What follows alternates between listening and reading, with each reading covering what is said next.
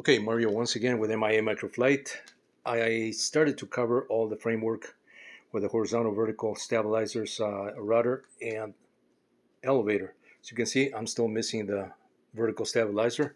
Uh, Decided to take a little break and do this video because it's quite a bit of work and tedious when you cover these things the way you see them here. I have to create patterns for the material. Then I have to cut the material. Then I have to put the proper adhesive strips and then cover them as you see them here. Very similar to the way I did the MIA Quicksilver style RC Ultra, like the green one, the 36-inch version. If you watch my videos of about a week, 2 weeks ago.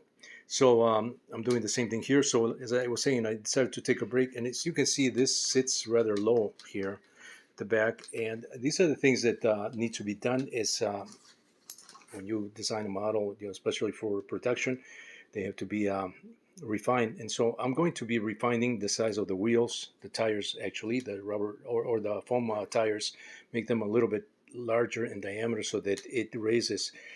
When the model sits with all the weight that's supposed to have at the front, it clears it by about I would say about a half inch from the ground to the tail section right here.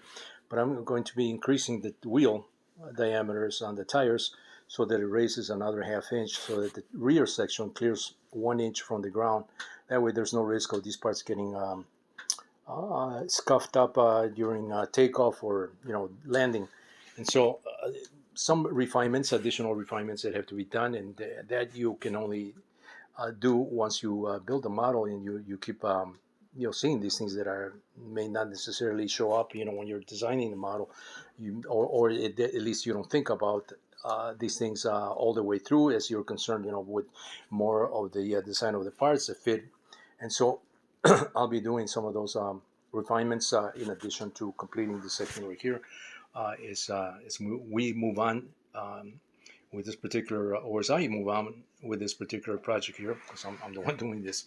But basically, what you're seeing here are the patterns, and I use cardstock to do my patterns. Sometimes I use fiberglass, depending on the model and the size.